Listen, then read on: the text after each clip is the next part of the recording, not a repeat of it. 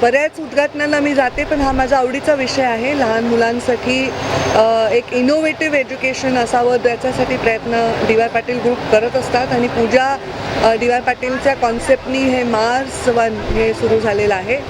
जर तुम्ही त्याचा लोगो पण पाहिला तर तो लोगो हा फार फ्युचरिस्टिक आहे. आपण नेहमी म्हणतो की पृथ्वी ज्या दिवशी एक्सपर्ट होईल पूर्णपणे, पृथ्वीवर जागा राहणार नाही, तर अजूनही सायंटिस्ट विचार करतात की मार्सवर जाऊन राहण्याचा प्रयत्न करतोय आपण. तिथे शोध चालू आहे, तिथे रिसर्च चालू आहे. त्या कॉन्सेप्टनी मार्स वन हे नाव दिलेलं आहे की ही जी पिढी आहे ही भविष्यामध्ये एवढी हुशार आहे, एवढी फ्युचरिस्टिक आहे, एवढी सायंटिफिक आहे की ते आपलं युनिवर्स स्वतः शोधतील. त्यामुळे युनिवर्स ऑफ पॉसिबिलिटीज असा त्याचा कॉन्सेप्ट आहे. खूप आवडला मला आणि मी आज त्याचं उद्घाटन केलं आहे. जास्तीत जास्त लोकांनी ह्या नव्या कॉन्सेप्ट्सचा फायदा घेऊन आपल्या मुलांना हसत खेळत शिक्षण, इनोव्हेटिव्ह एज्युकेशन देण्यासाठी नक्कीच इथे यायला पाहिजे असं मला वाटतं. त्यांना एक प्रश्न विचारायचा. Will you answer? जस्ट की क्या स्पेशल तो इस तरीके से जैसा रेगुलर एक्टिविटीज है तुमच्याकडे क्या कुछ न्यावा उसको झालं बस क्या देखो. I just feel it should be a warm and comfortable environment for the child, where the child feels comfortable, because this is going to be his or her first experience getting out of their home, away from their parents. So we need to give them that safety. Just little louder. Just This is the first time I'm doing. Camera. Talk louder. That's it. You spoke very well. What you spoke was very good. I feel we need to give the child a warm and comforting environment, as this is the child's first experience away from home, away from his parents.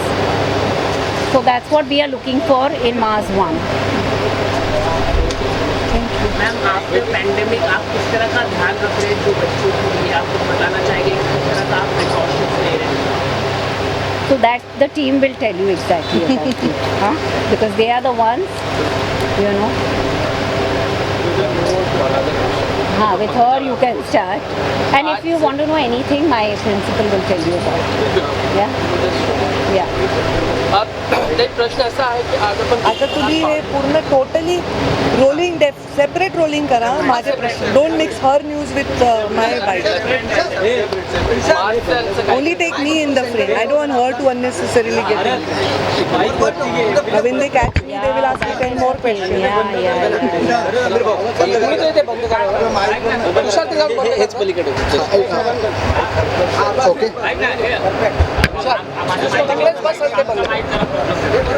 चालू आहे. माझ्यासाठी काय प्रश्न आहेत पण तुमच्याकडे मी चुपचाप बिचारी कामं करते आपली आपली. एवढं अधिवेशन झालं. मला येता येत नाही ना अधिवेशनात. ओके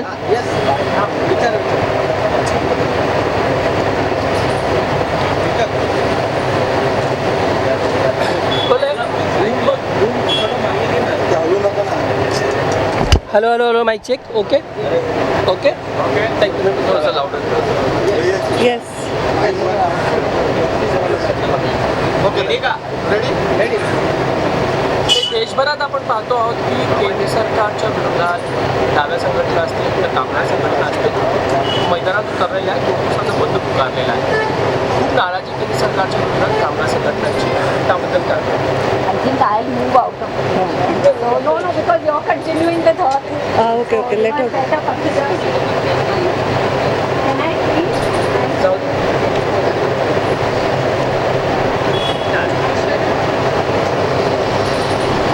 केंद्र सरकारच्या कामगिरीवर देशातील जनता ही नक्कीच आनंदी आहे. त्याचा परिणाम आपण बघतोय विविध राज्यामध्ये, जिथे सरकार असताना देखील परत सरकारमध्ये निवडून येण्याचा लोकांचा कल दिसतोय, मतदान परत करण्याचा विश्वास दिसतोय.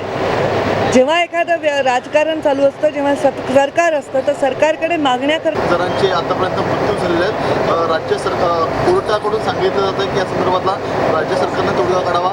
राज्य सरकारची त्रिसदस्यीय समितीचा अहवाल आला आहे, तो म्हणतोय की याचं विलिनीकरण होणार नाही. तर तिसरीकडे एसटीचे कर्मचारी म्हणतात की जोपर्यंत विलिनीकरण होणार नाही तोपर्यंत आम्ही ठाम आहोत. एसटीच्या कर्मचाऱ्यांना पहिल्या टप्प्यात मुळातच व्यवस्थित चर्चा झाली नाही, त्यामुळे असा प्रसंग आला असं माझं मत आहे. कारण मी सुद्धा मंत्री असताना आमच्या अंगणवाडी सेविकांचे संप असायचे, शिक्षकांचे आंदोलनं असायचे, ग्रामपंचायतचे वेगवेगळ्या कर्मचारी संघटनांचे आंदोलन असायचे. प्रत्येक गोष्ट त्यांनी म्हटले तशी करणं शक्य नसतं शासनाला, हेही मी समजू शकते.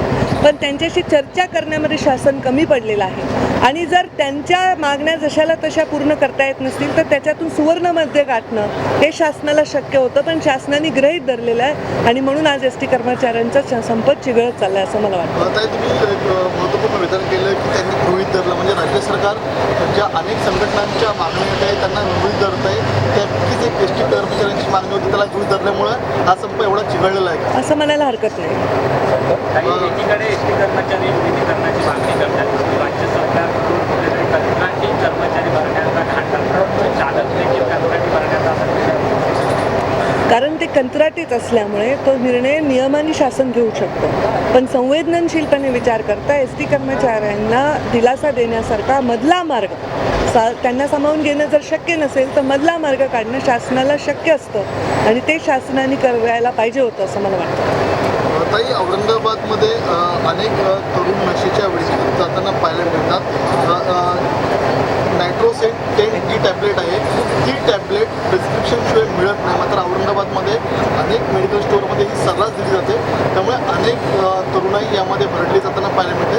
अनेक नशेच्या विळख्यात देखील आलेल्या आहेत, त्या ठिकाणी अनेकांनी तक्रार देखील केलेल्या आहेत. त्याचा तपास झाला पाहिजे. औरंगाबादचे पालकमंत्री, औरंगाबादचे कमिशनर, तिथले महापौर सगळ्यांनी मिळून, तिथल्या लोकल सगळ्या नेत्यांनी मिळून याच्यामध्ये लक्ष घातलं पाहिजे, तपास झाला पाहिजे.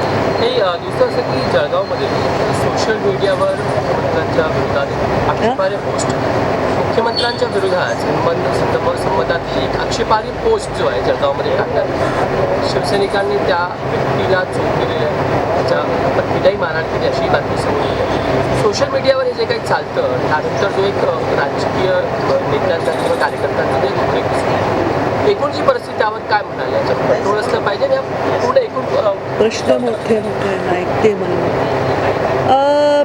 मला मी पोस्ट पाहिली नाही, त्याच्यामुळे आक्षेपार्ह पोस्टवर रिॲक्ट कसं कार्यकर्त्यांनी करावं. बऱ्याच वेळा नेता स्वतः रिॲक्ट करत नाही पण कार्यकर्ते करतात.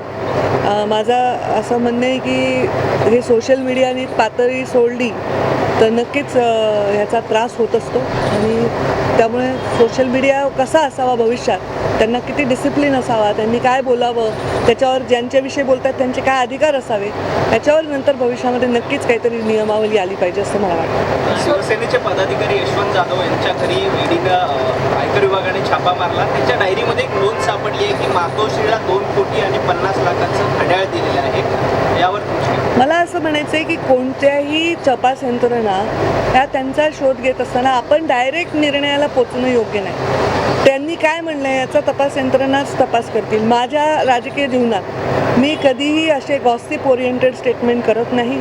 कुणाचं वैयक्तिक नाव घेऊन त्यांची मानहानी होईल असं मी बोलत नाही. मुद्दे माझ्याकडे असतील तर मी बोलू शकते. ह्या मुद्दे माझ्याकडे कुठलेही नाहीत. त्याच्यामध्ये जे लोक आरोप करत आहेत त्यांच्याकडे सबळ पुरावे आहेत, त्यांनी ते त्या यंत्रणांना द्यावे आणि यंत्रणांनी तपासणी करावी असं माझं मत आहे. त्याच्यामध्ये मी कुठल्याही बाबतीत भाष्य करणं योग्य नाही. भाजप राजकारणासाठी केंद्रीय यंत्रणांचा गैरवापर करतो असा सातत्यानं भाजपवर आरोप होतो, त्या आरोपाला काय उत्तर? तर राज्य सरकार राज्यातल्या यंत्रणांचा करतोय असं उत्तर येतात. दुसरा प्रश्न असा काही 2024मध्ये भाजपचंच फुल फ्लेज सरकार येईल देवेंद्र फडणवीसांनी बोलून दाखवलं. अशी कामना आम्ही पण करतो. सध्याची जी राजकीय परिस्थिती आहे आणि भाजपची जी दौड सुरू आहे ते पाहता काँग्रेसच्या भूमिकेला काय वाटतं 2024? आता देवेंद्रजी फडणवीसांनी सांगितलं की भारतीय जनता पार्टीचं सरकार पूर्ण ते आणणार आहेत स्वबळावर. तर मला असं वाटतं त्याच्यामध्ये मी काही वेगळं बोलण्याचं कारण नाही. भाजपचं सरकार यावं, महाराष्ट्रात यावं, सगळ्या राज्यात यावं असं म्हणत असेल कोणी तर त्याच्यात मला आनंदच आहे, समर्थनच आहे.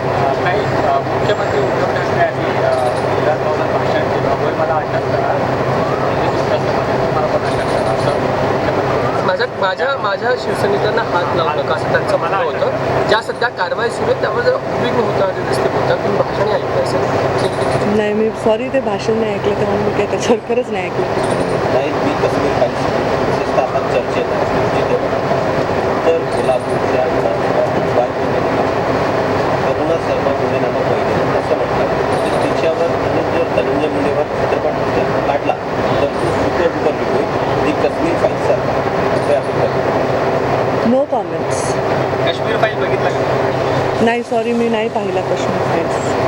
त्याचबरोबर तुम्ही अधिवेशनाचा पूर्ण कालावधी बघितला असाल जे काही तुम्हाला वाटतं की बीडच्या प्रश्नांना कुठे न्याय मिळाला, चर्चा झाली, कायदा सुव्यवस्था असेल? मला कशालाच न्याय मिळाला असं वाटत नाही आहे. बीडचा प्रश्न जाऊ द्या, मी राज्याचं नेतृत्व केलं आहे, मला कशालाच न्याय मिळाला असं वाटत नाही आहे. कारण विषयांतर झालेले आहेत.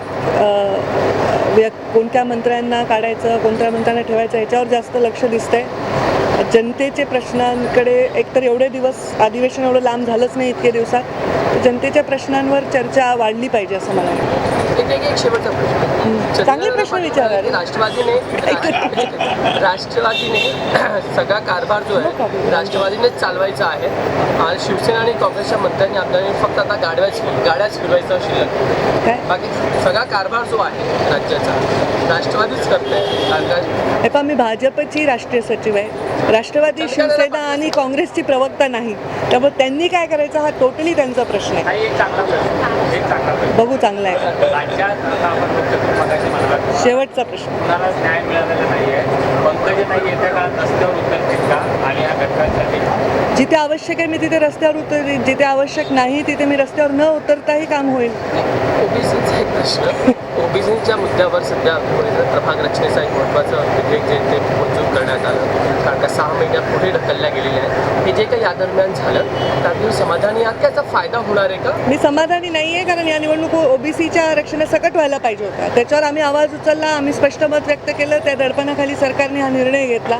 पण ओबीसीचं आरक्षण रद्द नाहीच झालं असतं तर अजून चांगलं झालं असतं. पण आता निवडणुका पुढे ढकलल्यात, हे तात्पुरतं समाधान आहे. पुढं निवडणुका ओबीसी आरक्षणात सकट व्हाव्या ह्याच्यासाठी सरकारने आवश्यक ते पावलं उचलली पाहिजे. थँक्यू. तुम्हाला काय sorry. All integrated and interwoven. We believe in transdisciplinary learning journey, and children will be engaged in different centers. It is possible that a child decides to explore only science concepts and the entire day will be spent in that, or one child wants to explore art corner and wants to create some artistic pieces. Even at the age of 2 years, 3 years, the children are able to express themselves by making use of different media, and the technology that a lot of us are worried of and feel shy of, the children can be encouraged to make a very wise use of technology, and hence this name Mars One, which is very futuristic with progressive and growth mindset, where the curriculum will allow children to explore a whole new world of possibilities by making use of resources, and this is not going to be confined to a typical structure or just a classroom, or it's not going to be just a teacher driven curriculum. It's going to be very inquiry based and concept based learning approach, where we believe in giving knowledge, deepening the knowledge, and encouraging children to transfer that knowledge in real life situation. That's it. Bas, thank you so much.